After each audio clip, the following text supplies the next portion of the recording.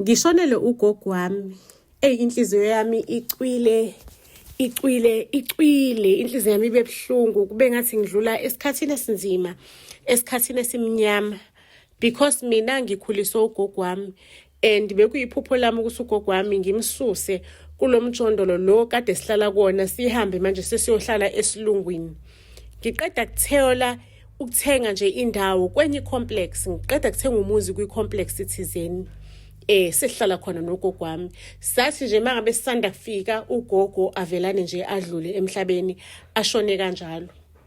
Kuthe nje kusanjalo kuvelane kungene i-COVID kwaku-2020 kungene i-COVID sekunama restrictions amaningi akusemelanga ukuthi sesikwi-lockdown kahle as i-country. Ngo-2020 sikwi-lockdown ugogo wami uqeda kushona. Ngilockdownwe ngedwa-ke manje and ngidlula nje ey'khathini ezinzima ngangize ngizwe amahlombe engathi kunomuntu kade engidova ngey'nyawo emahlombe. Amahlombe ayasinda, amahlombe abuhlungu.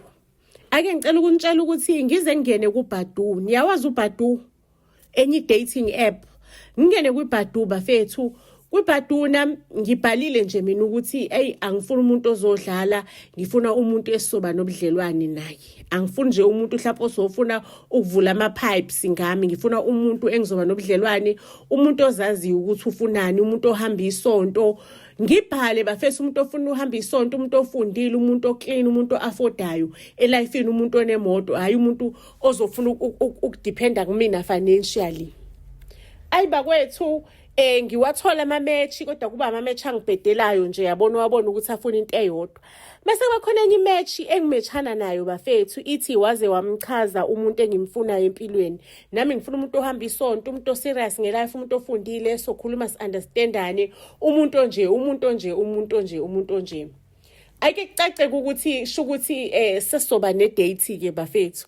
I-date yethu yayikuphi na? Yayise spa. Ngiyothenga usu kwakubanda ngalolo langa, ngangiyothenga usu.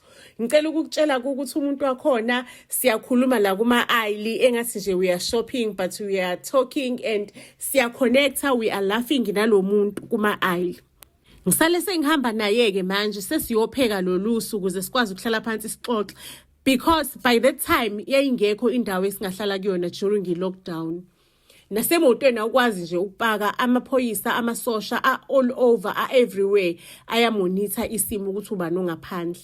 Mengifika-ke endlini nalo guy engamazi vele ke anginayo inkinga mina ye-safety kwi-complex yethu ku-safe kakhulu. Ngifika nalo guy esipheka usu silwashe siyaxoxa and ngaconnecta naye.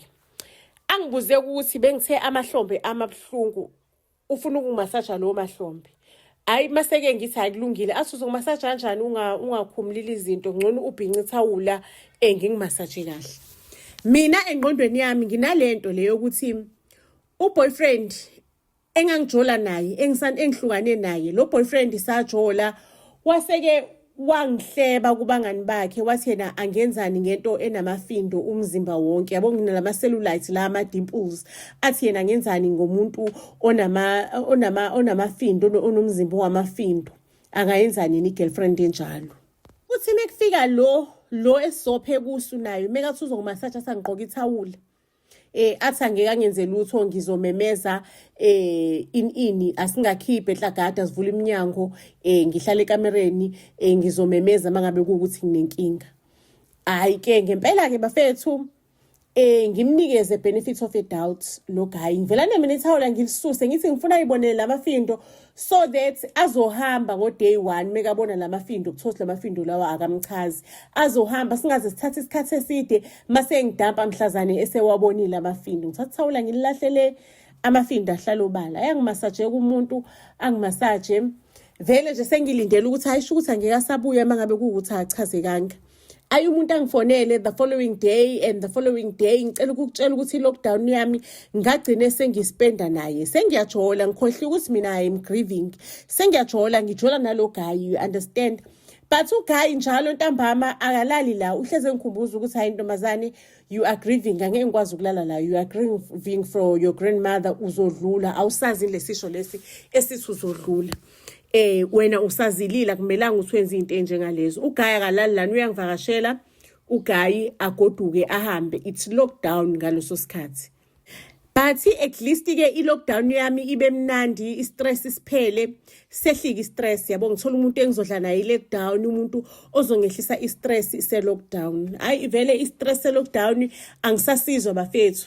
Nansi i-ashwagandha ewumfana ila yabona ulani uvuka ekseni ezela ngasuze etohweni mangabeza la kumina. We understand.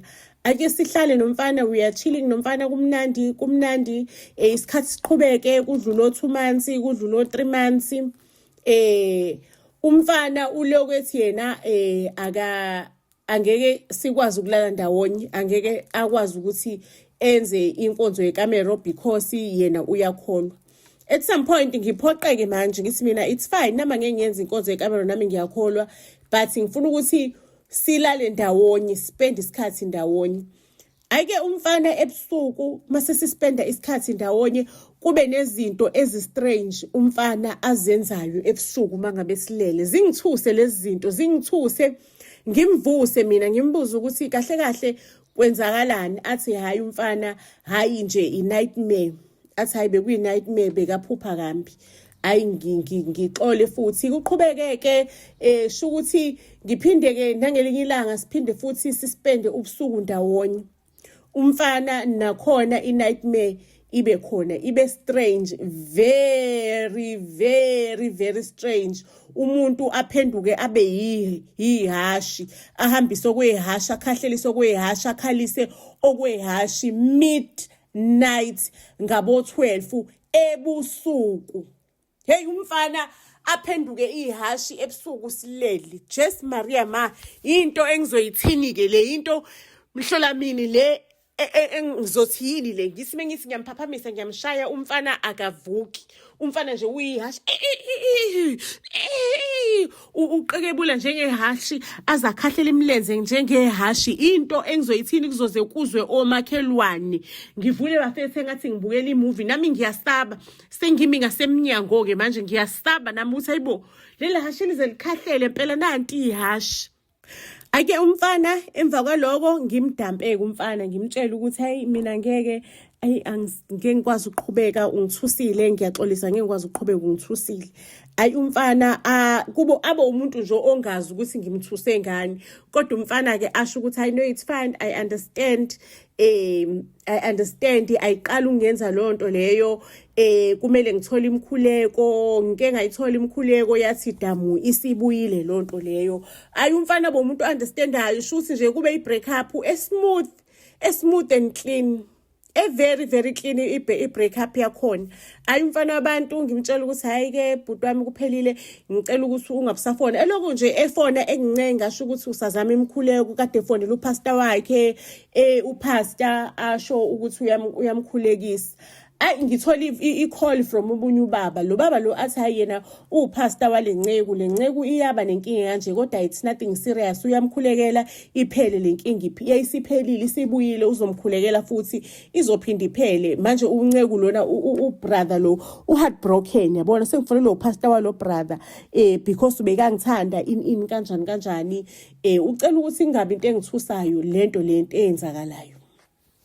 Ngithi pastor wami ngiyaxolisa, angeke ngikwazi ukwenza into enjengaleyo, kuphelile phakathi kwami nobhuti, angeke ngikwazi, Nkosi yami akakhulekelwe athole usizo, obathola abanye abantu besifazane phambili, mina ngeke ngikwazi. Ake ngicela ukunitshela ke umfundisi ayibuyisela imessage asho ukuthi ngithe ngeke ngikwazi. Lo mfana uloko ngincenga ngimblock ke manje, ngimblocke manje efonini, afone ngabanye ama phones.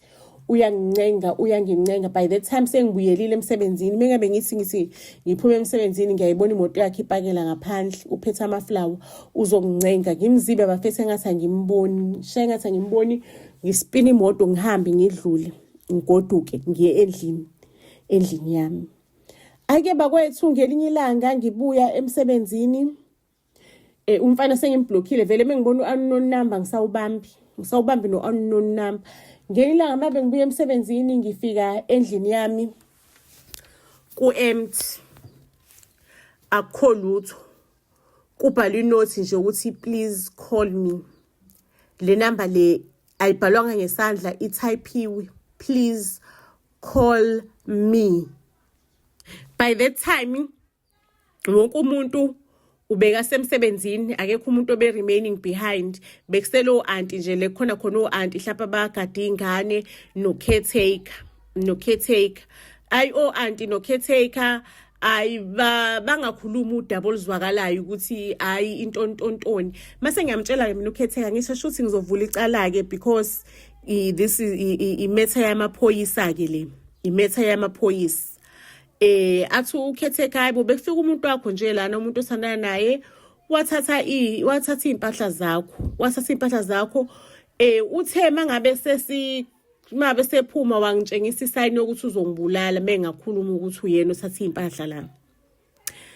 Hayi-ke ngicela ukunitshela ngimfoneleke manje lo ngimtshela ngiye emaphoyiseni ke manje ngiyokuvulela icala. Athi nazo ke vele bengifuna lokho. Hayi ukuthi impahla bengiyintshontshile or anything, bengifuna nje ukuthi ungifonele.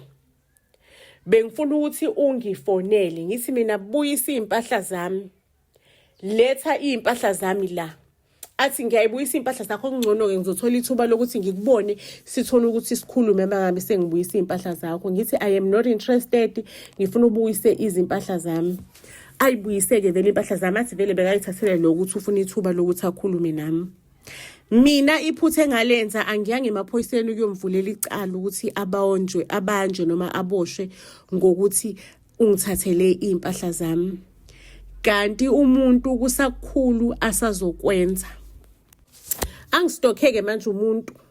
Ungistokha ngokuthi ngithi mangabe ngithi ivumbu endaweni ivumbu umuntu naye nangu umuntu uyavumbuka. Athi public place lena nami nginalo ilungelo lokuthi ngihambe lana. Bengifuna nje ukuthi ngibone ubuso bakho ngithi sawubona. Ngimtshela ukuthi ngicela uphume kumina. Ngicela uyeke ukuthi ungilandele. Kanti umuntu angazi ukuthi uthola kanjani ukuthi ngiyakuphi, ngishintshe inamba, ngishintshe ifone. Cabanga sekumele ngishintshe inamba ke manje. Ngishintshe ifone, ngishintshe yonke into. But still umuntu usathi vumbu konke la engiqhamuka khona. Guess what? Uyabona lento le ye tracker. Umuntu wahlangana nomuntu waka tracker wambambisa wamfumbathisa imali waka car tracker, like the car tracker that I was using. Wamfumbathisa imali ukuthi amtholela ama logging in details wami ukuthi abone ukuthi ngikuphi. Angazi ukuthi wenza kanjani kodwa wekwazi ukubona ukuthi ngikuphi, ngihamba kuphi, ngiya kuphi. Shukuthi mina kwenzeka ukuthi ngishintsha manje, ngishintsha i-insurance yemoto, ngashintsha i-insurance yemoto. Mengishintsha i-insurance yemoto kufunakala leya tracker certificates and angiyitholi leso certificate leso. And bathi kule nkampani le ngijoyina khona basuggest ngivela ngiqama amanga ngoba certificate angisitholi, ngithi mina no anginayo i-tracker. Bangisuggestele bathi hayi sizokhuluma nobani bazokuxhumanisa bakufakele i-tracker. Hayi ngingene ngempela ngingene kwi-car tracker entsha. Hawu umuntu it's when wanqamuka lapho ukuvumbuka kwami. Shukuthi the time sixoxa ngiyakhumbula mesathandana sisaxoxa wethi yazi ngifuna i-car tracker right, wena usebenzisa yiphi i-car tracker? Ngamtshela mina ngisebenzisa yiphi, ayikazi nginikeza inkinga. Wathi hawu yazi ngifuna i-car tracker right. Kanti umuntu webuza i-information yonke ngami, zonke izinto efonini yami weheke kwasani, webona yonke into ama movements wami efonini weheke kwasani umuntu. Isoka lami laseBadu. Ayike after i-car tracker it's when ngavula khona icala. Ayike angikwazanga ukuvula icala, ngakhona ukuthi ngenze i-protection order against yena. It's when ngenza ke i-protection order against yena sengibala zonke izinto lezi angenze zona nezinto lezi azenzile empilweni yami. Ngakuthola lapho ukuphumula, ngezwe kuthiwa userelocatile to another province. Kwaphela kanjalo ke ngaloso stoka esasingistoka esasiphenduka ihashi ebusuku mangabe silele. Impilo yami ke is in peace right now. Ngasinda kanjalo kuyena umfana. Ngizosibeka lapho ke story sethu okwanamhlanje ayihlangane ezitorini ezilandelayo. Izolala ibone ezitorini ezilandelayo. Family ngicela ukuthi ningakhohlwa ukuthi ni comment njalo down below nisho ukuthi story nizwe sinjani. Because kuyangimotivate nami lokho kwenza ukuthi ngiqhubekele phambili ngifise ukuloku ngigayile content just comment down below ukuthi story usithole sinjani, into ekuchazile, uphinde futhi usitshele ukuthi wena uqhamuka kuphi, uvela kuphi. Kuyasijabulisa lokho, kwenza nje ukuthi siqhubeke sibe motivated. Ningakhohlwa nokuthi nipresse ulike bakwethu, ni like ngoba kuyayisiza ukuthi i-content yethu ifikelele ebantwini abaningi, ipage lethu likhulu.